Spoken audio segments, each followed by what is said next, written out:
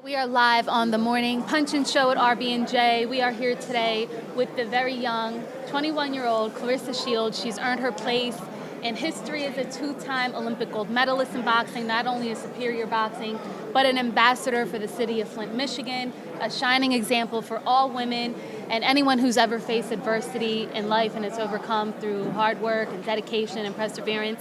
It's great pride to have you here on our show today. Does it get old at all hearing two-time? Has it gotten old yet? No, I always love the new introductions. It's always fine with me. You like how about the two-time? Has that really stuck with you? Two-time is a good nickname. I only thought of two-time because Rashi Warren is three-time, but I'm two-time Olympic gold, so I just keep it short and say two-time. Mm-hmm. So you've been in the Olympics with many of the guys. Who have you been the closest to? Who could you say is one of your best friends from the Olympic team? You know what? I had a different relationship with everybody on the team. I wasn't really close with anyone, but I think me and Antonio Vargas and then me and Shakur Stevenson had a really, really close, tight relationship. Those are like my little brothers. They live right across the hall from me, and we spent a lot of our time together. Right after you won your second Olympic gold medal, your post-fight interview, you were brought to tears. And talk us through trying to keep yourself composed in that post-fight interview. It was so beautiful. It was like that moment really sunk in. You knew you won, but during that interview, it sunk in. What was it like in that moment? I wasn't there. That was an out-of-body experience. I don't know. Anybody you can talk to, anybody will tell you that I am overly confident in that I knew for a fact that I could win 2 Olympic gold medals. I knew deep down in my heart that I would do it. It was just the fact of actually doing it is what threw me for the biggest loop in the world. And I was just so happy, and I didn't know where my life went next. And I think that was just an out-of-body experience. I don't know who that girl was. I just know that girl was internally happy. All right, so professional women boxers, they're really starting to make a dent in the sports landscape. How did you come to the decision to turn pro rather than stay amateur and try to go for your third gold? Well, I didn't want to disappear for 4 years. I didn't want to win an Olympic gold medal, and then you guys didn't hear about me or see me box till 2020 in the Olympic final or semifinals. And I was just like, I want to start my legacy, and for me to go down in history as the best woman fighter, I would have to go pro. And disappearing for 4 years is not a good thing to do. I already did it 2012, and then leading up to 2016. So now we're in 2016, and I was like, I didn't want to do it again. I wanted to stay relevant, and I know that there's not a woman that's pro that can beat me. Period. And Christina Hammer, Cecilia Brakes, all those girls, whoever got a belt, whoever don't have one, there's not a girl that can beat me. And just with long as I'm gonna take my time, and probably by my 7th fight I'll be fighting a 12-rounder. But I'm definitely gonna take my time, and I'm gonna fight a 6-rounder, an 8-rounder, 10-rounder, and make sure that I'm in a proper shape.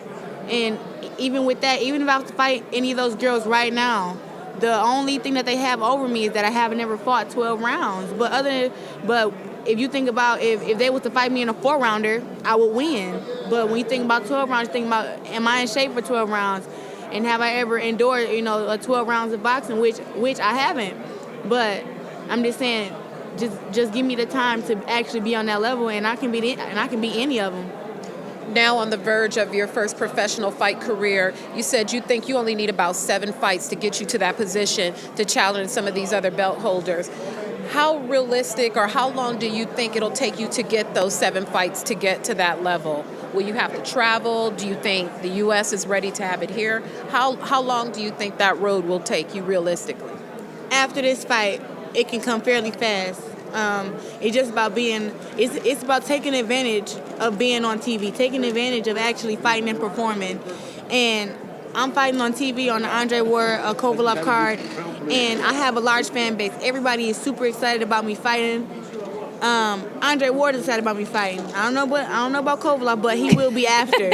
And just with that, I'm gonna go up there and give out the best performance that I can. And then after that, I think I can steal the fans' hearts, and then they'll always want to watch me, and I'll be in a high demand. It's in our sport of women's boxing. There's too many women no disrespect to any of them, but there's too many women who wanted to carry the torch of women's boxing but not have that skill level to be there. And that's no disrespect to them. But when you're carrying a sport, you have to be able to get that respect. You have to be able to say that when people see you fight, they don't just say that you're tough. They say, wow, she can box. She can jab, right hand. She has a lot of skill. And that's what women's boxing has lacked. And that's what I'm bringing to the table, along with a lot of punching power. So you've been real patient before signing with anybody. Well, to my understanding, I know that other promotional companies have wanted you and seeked, from Golden Boy to Top Rank to Rock Nation and main events. And so I know you've been taking your time. What are the things that you're looking for? Do you want to hear from someone before you decide to sign on that dotted line? Or have you signed with Rock Nation? I'm a free agent. I haven't signed with anybody.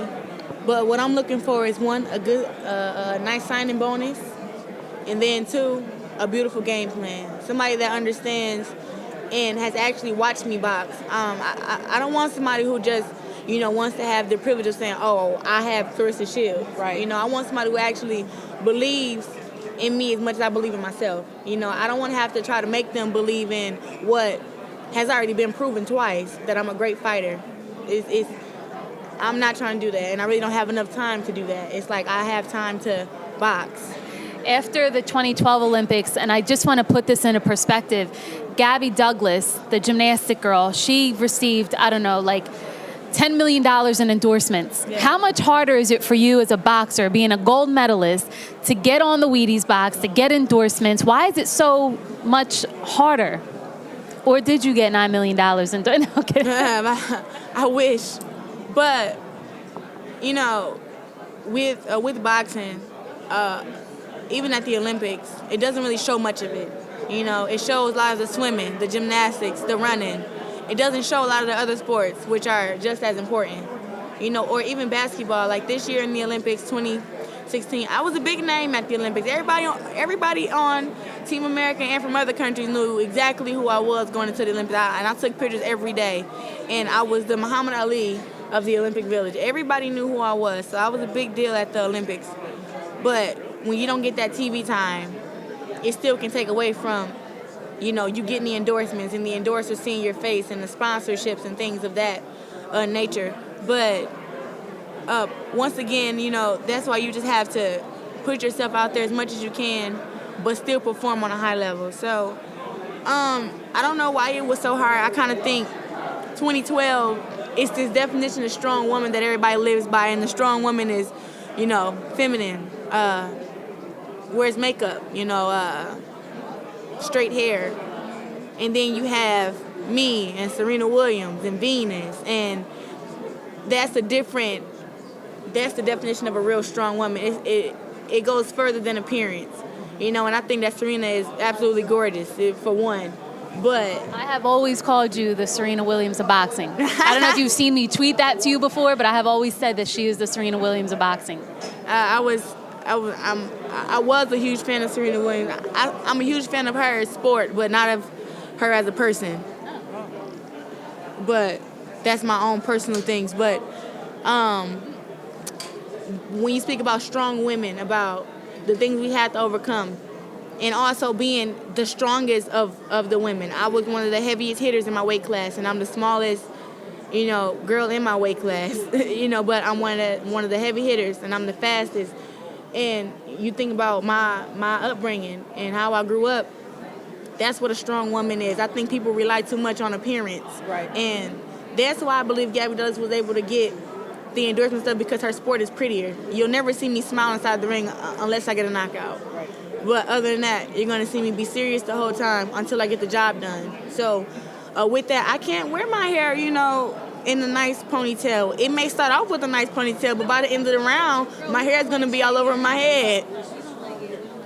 Yeah, so, just with gymnastics, you can do that. But in boxing, I can get my hair done right before I enter the ring. But when I get out, it's all over my head. So Well, I think that's the difference. Well, we are getting the signal from your team behind you. It's been an absolute pleasure. Okay. We wanted to speak with you. You are a role model. You are an inspiration to many, not just women, but people, period, for all the things that you've overcome, all you've accomplished, and all you will continue to accomplish. Thank you. You got some friends over here. Real quick, though, where are you today? Have you left Flint? Are you training in Vegas? Who are you training with? Can you give us any of that? I live in Florida, West Palm. I have a 3-bedroom apartment. My little brother stays with me. He's a senior in high school. He'll be down here tomorrow. Yeah. I train in Boca Raton with Andre Durrell, and my coach right now is Leon Lawson. We're all like a big family from Flint who actually moved down to Florida. Andre's been down there the longest.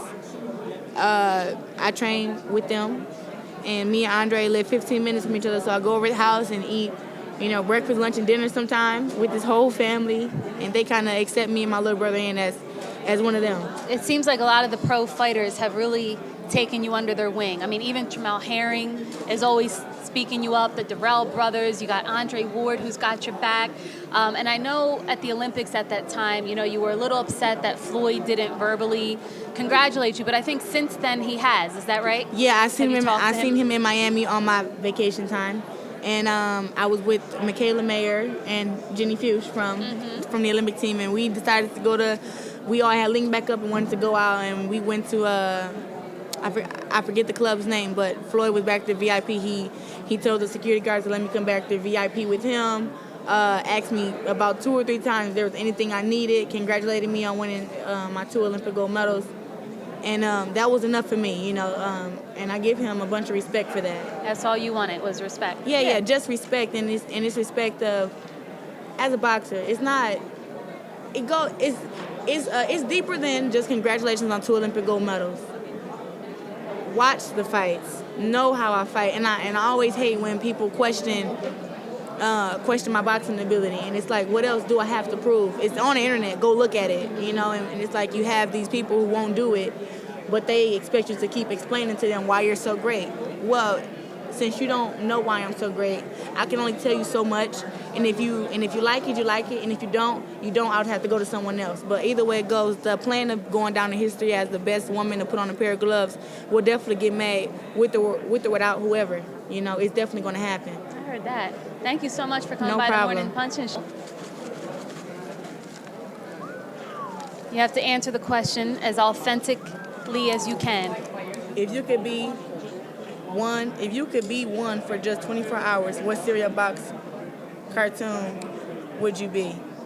Cereal box cartoon. The cereal box cartoon character would you be?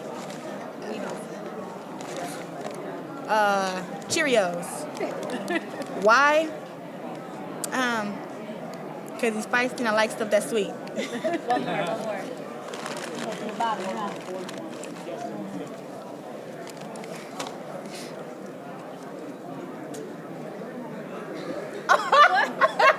What? Name your favorite song. Sing/rap the hook.